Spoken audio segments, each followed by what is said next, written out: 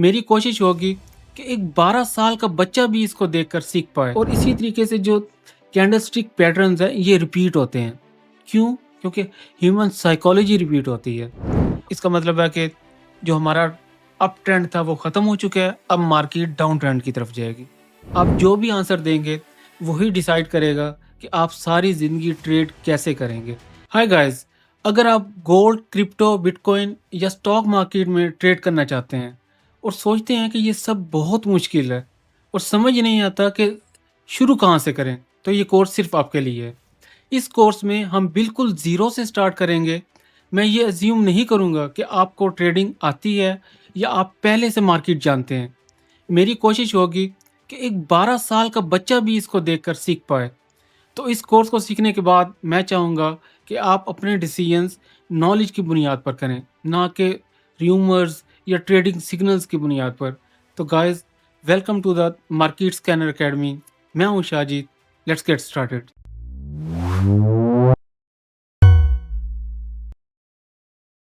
तो गाइस, पहला lesson candlesticks पे है। इससे पहले हम समझ लेते हैं कि what exactly is a chart and why candlesticks. किसी भी एसेट या कॉइन की वैल्यू में जो चेंजेस होती हैं, हम चार्ट से उसको विजुअलाइज कर सकते हैं। चार्ट की काफ़ी टाइप्स होती हैं। उनमें से पॉपुलर लाइन चार्ट और कैंडलस्टिक चार्ट्स हैं। तो हम कैंडलस्टिक चार्ट क्यों यूज़ करेंगे and why not line charts? तो इसको ऐसे ले लें कि जैसे एक फुटबॉल मैच खत्म हुआ है और उसके बाद आपने सिर्फ स्कोर कार्ड देखा है, लाइक 3-0 डन। आपको पता चल गया कौन जीता, मगर आपने सब कुछ मिस कर दिया। जो इंटरेस्टिंग मोमेंट्स, हाफ टाइम के बाद जो हलचल उसमें, वो रेड कार्ड जिसने पूरा गेम बदल दिया और आपने पूरा मैच देखा है और सब एक्सपीरियंस किया है। तो वो कैंडलस्टिक चार्ट की तरह है। लाइक अगर आपने सिर्फ स्कोर कार्ड देखा है और सिर्फ ये न्यूज़ पे देखा है कि कौन मैच जीता, तो वो like a line chart. But अगर आपने पूरा मैच देखा है, लाइक पूरा एक्सपीरियंस किया है, तो वो कैंडलस्टिक चार्ट की तरह है। तो गाइस, अब कैंडल्स को समझते हैं। इसकी फॉर्मेशन को आप देखेंगे तो आपको समझ आएगी कि ये कैसे वर्क करती है। Candle is like a tug of war, रस्साकशी। जैसे आपने बचपन में वो गेम खेली होगी, एक पार्टी एक तरफ रस्से को खींचती है, दूसरी पार्टी दूसरी तरफ। तो इसी तरीके से ये बायर्स और सेलर्स में ये रस्साकशी होती है। बायर्स अपनी कोशिश करते हैं कि प्राइसेस को ऊपर लेके जाएं और सेलर्स अपनी कोशिश करते हैं कि प्राइसेस को नीचे लेकर आएं। तो मैं एक दफ़ा आपको इस कैंडल की फॉर्मेशन दिखा दूं। तो जैसे ये आप देख सकते हैं कि कैंडल एक सॉलिड ग्रीन कलर की बॉडी बना रही है। अगर बेरिश कैंडल होगी तो वो एक रेड कलर की बॉडी बनाएगी और उसके बाद ये लाइंस आपको ऊपर और नीचे जो दिखाई दे रही हैं, इनको हम विक्स कहते हैं। ये बॉडी है और ऊपर और नीचे विक्स हैं। अच्छा, कैंडल एक हाई बनाती है, टॉप इसका हाई होगा और बॉटम इसका लो होगा और ओपन और क्लोज इस बॉडी के हिसाब से बनता है। जैसे ओपन इसका यहाँ से ओपनिंग प्राइस थी और यहाँ पे क्लोज प्राइस। मैं हाई और लो को एक दफ़ा ऑफ कर देता हूँ। तो ओपन आपको यहाँ से नज़र आ रहा है, जबकि क्लोज ऊपर जाके इसने किया। तो मार्केट में मूव ऊपर की तरफ आया था और ग्रीन कैंडल बनी थी। और अगर यही रेड कैंडल होगी तो वो ओपन ऊपर करेगी, सेलर्स सेल करेंगे तो प्राइस नीचे आएगी और क्लोजिंग उसकी नीचे बेयरिश जाके क्लोजिंग होगी। तो गाइस, इसको एक एग्जांपल से समझ लेते हैं कि लेट्स से कि आपके पास एक कॉइन है जिसकी ओपनिंग प्राइस $20 है। वो पहले ड्रॉप होकर $10 पे चला जाता है, तो लो प्राइस उसकी $10 हो गई और फिर उसमें बाकी बायर्स बाय करते हैं और वो $50 पे पहुंच जाता है। तो उसकी हाई प्राइस $50 एंड देन थोड़ा-सा ड्रॉप और आता है और $40 पे वो क्लोज़ हो जाता है। तो हम इसको ऐसे देखेंगे कि $20 पे ओपन हुआ, $10 पे उसका लो लगा एंड देन वो फिर $50 पे गया जो कि उसका हाई है और छोटे से ड्रॉप के साथ क्लोजिंग उसकी $40 पे हो गई। तो $20 opening and $40 closing, green candle. और अगर हम यहाँ पे इसकी सेटिंग ऐसे ही कर लें कि ओपनिंग प्राइस इसकी $20 कैंडल की और लो प्राइस 10 हाई प्राइस उसकी $50 और क्लोजिंग प्राइस उसकी $40। तो कुछ इस तरह की कैंडल बनेगी, जिसमें हाई उसकी $50 हुई थी, लो उसका $10, ओपनिंग $20 पे और क्लोजिंग उसकी $40 पे हुई। आपको एक दफ़ा बुलिश और बेयरिश का कॉन्सेप्ट भी समझा दूँ कि ये बुलिश और बेयरिश असल में होता क्या है? तो मैं आपको यहाँ पेज पे लेके चलता हूँ जो कि मैंने अपना टूल बिल्ड किया है। इसमें कैंडलस्टिक एनाटॉमी को एक दफ़ा दिखा देता हूँ। आपको थोड़ा-सा डायनामिक वे में ये एक एक्सपीरियंस होगा। तो ये ग्रीन और रेड कैंडल हैं और इसमें ये लोअर विक है, ये अपर विक है जो कि हाई बना रहा है और बाकी ये बॉडी है। तो मैं अब आपको अप ट्रेंड और डाउन ट्रेंड मार्केट को एक दफ़ा दिखा देता हूँ। तो ये देखें कि अप ट्रेंड मार्केट एक बुलिश मार्केट होती है जो कि ऊपर की तरफ जाती है और व्हेन आई से bullish it comes with the bull. तो बुल हमेशा मार्केट में एक स्ट्रॉन्ग तस्वुर किया जाता है, लाइक प्राइसेस ऊपर जाएँगी, वो मार्केट अप ट्रेंड में या ऊपर की तरफ जाएगी और वो ग्रीन कैंडल्स बनाएगी, ग्रीन मार्केट होगी। जबकि ये डाउन ट्रेंड मार्केट है या इसको हम बेयरिश मार्केट भी कहते हैं। तो लाइक जब मार्केट बुलिश होती है तो हम कहते हैं कि बुल्स आर इन कंट्रोल और जब मार्केट बेयरिश होती है या गिर रही होती है तो हम कहते हैं कि बेयर्स आर इन कंट्रोल। अब हम कुछ कैंडलस्टिक पैटर्न्स को देख लेते हैं। तो इसमें बहुत सारे कैंडलस्टिक पैटर्न्स हैं जो आप बाद में एक्सप्लोर भी कर सकते हैं, मैं आपको बता दूँगा। लेकिन जो अहम है उनको पहले देख लेते हैं। सबसे पहले हम मॉर्निंग स्टार कैंडल को स्टडी करेंगे। इसमें ये होता है कि पहले एक बड़ी रेड कैंडल बनती है। लाइक मार्केट बेयर ट्रेंड में है, एक बड़ी रेड कैंडल बनेगी और उसके बाद एक्टिवेट ये कब होती है? जब एक छोटी रेड कैंडल बने जिसे हम स्मॉल स्टार कहते हैं। स्टार की शेप में छोटी रेड कैंडल बनती है और उसके बाद एक बड़ी ग्रीन कैंडल बनती है। तो ये 3 कैंडल्स की फॉर्मेशन जब ये होती है तो इ इ इस मार्केट अपना ट्रेंड चेंज करेगी। बहुत चांसेस हैं कि वो अपना ट्रेंड अब चेंज कर रही है। लाइक बॉटम हो गया, अब रिवर्सल होगा मार्केट में। मार्केट डाउन ट्रेंड में थी, ये 3 कैंडल्स की एक फॉर्मेशन हुई जिसमें पहली रेड कैंडल, बिग कैंडल, दूसरी एक छोटी रेड कैंडल बनेगी और तीसरी बड़ी ग्रीन कैंडल बनेगी। अच्छा, ये जो तीसरी कैंडल है इसमें एक रूल ये है कि ये पहली रेड कैंडल की जो बॉडी है इसके 50% से ऊपर क्लोज होनी चाहिए। अगर ये क्लोजिंग ज़रा नीचे यहाँ पे भी होती तो तब भी ये फॉर्मेशन बिल्कुल करेक्ट थी। तो ये एक तरह की बॉटम रिवर्सल पैटर्न होता है और मार्केट फिर अप ट्रेंड में जाती है। अच्छा, इसके बाद जो दूसरी यहाँ पे मैं देख रहा हूँ बुलिश इनगल्फिंग का मतलब होता है कि पूरा कवर कर लेना। लाइक आपको एग्जांपल दूँगा कि एक छोटी शॉप को कोई बड़ी कंपनी ओवरनाइट बाय कर ले, लाइक कंप्लीट टेक ओवर, तो इसको हम एनगल्फिंग कहते हैं। तो अगेन क्योंकि पहला जो पहली कैटेगरी है वो बॉटम रिवर्सल्स की है, तो जो बुलिश एनगल्फिंग है, अगेन मार्केट डाउन ट्रेंड में होगी। एक ग्रीन कैंडल एनगल्फ या कवर कर लेगी पिछली रेड कैंडल को पूरे तरीके से और फिर मार्केट अपना ट्रेंड चेंज करेगी। तो ये एक दफ़ा आपको दिखा देते हैं। ये मार्केट डाउन ट्रेंड में है, एक स्मॉल रेड कैंडल है और उसके बाद बड़ी ग्रीन कैंडल है, जिसने इस पूरी कैंडल को कवर कर लिया है और हमें फिर इसके बाद अप ट्रेंड देखने को मिलेगा। अच्छा, इसके बाद हम बुलिश हैमर और inverted hammer also very important. Bullish hammer को देख लेते हैं। इसमें मार्केट अगेन डाउन ट्रेंड में है और एक हैमर की हथौड़े की शक्ल की कैंडल बनी है और जब भी इस तरह की कैंडल बनती है इसका क्या मतलब है कि प्राइस नीचे गई लेकिन बायर्स ने स्टेप इन किया और इस प्राइस को ऊपर की तरफ ले गए और ये ग्रीन में क्लोज हुई। इवन रेड में भी क्लोज हो, लंबी वीक नीचे है, इसका मतलब है कि बाइंग प्रेशर काफ़ी ज़्यादा है। तो इसके बाद काफ़ी चांसेस हैं कि मार्केट रिवर्सल करेगी और जो मार्केट नीचे की तरफ ट्रेंडिंग थी, अब वो ऊपर की तरफ जाना शुरू कर देगी। तो ये कन्फर्मेशन हुई और मार्केट ऊपर की तरफ आ गए। Same goes with the inverted hammer. अगर वो हैमर अ, इन्वर्टेड हैमर लाइक उल्टी हैमर कैंडल बनेगी, तो फिर भी ये एक बुलिश पैटर्न है।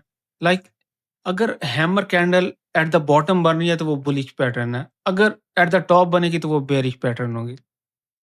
अच्छा, इसके बाद मैं आपको 3 इनसाइड अप दिखा देता हूँ।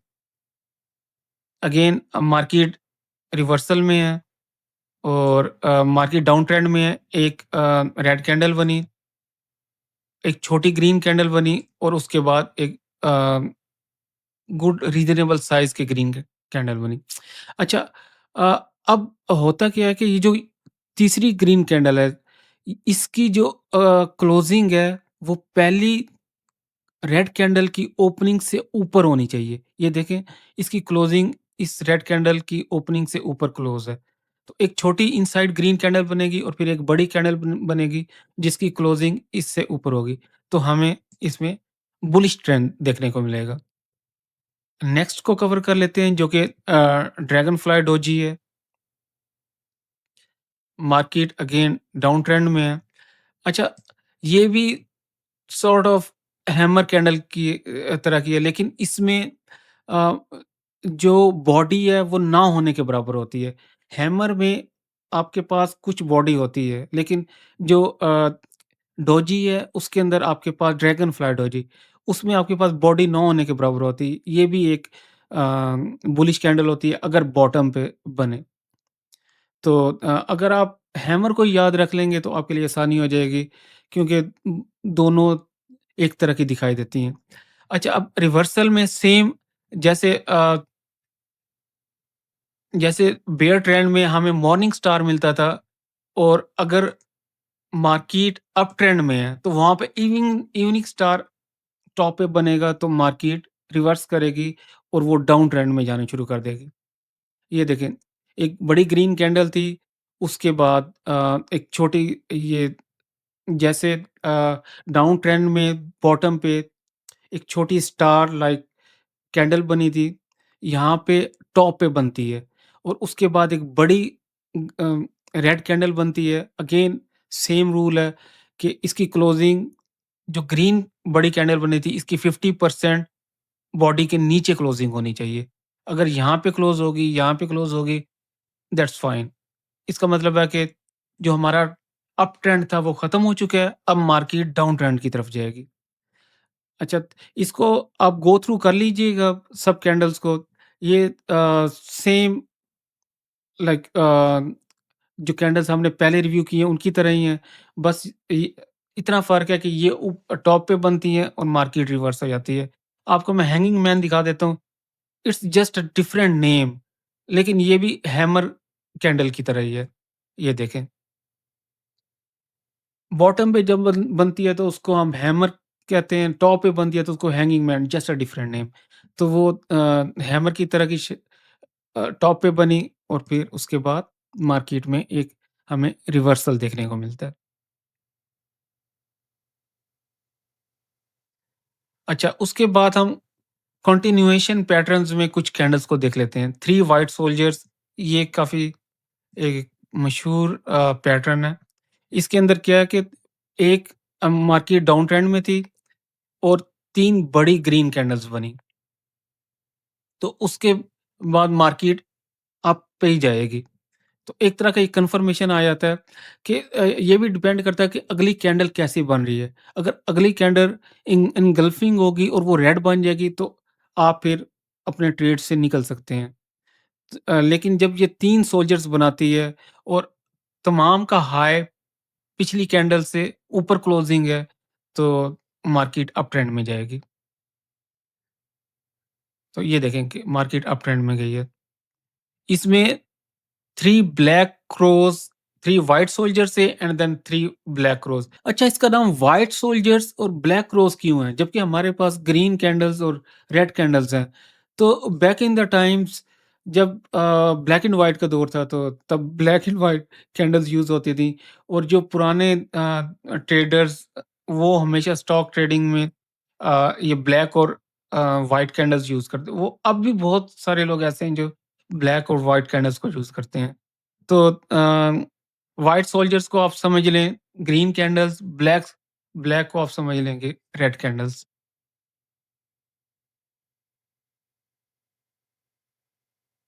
तो ये देखिए ये पहला क्रो फॉर्म हुआ, red, second crow, again red, third crow.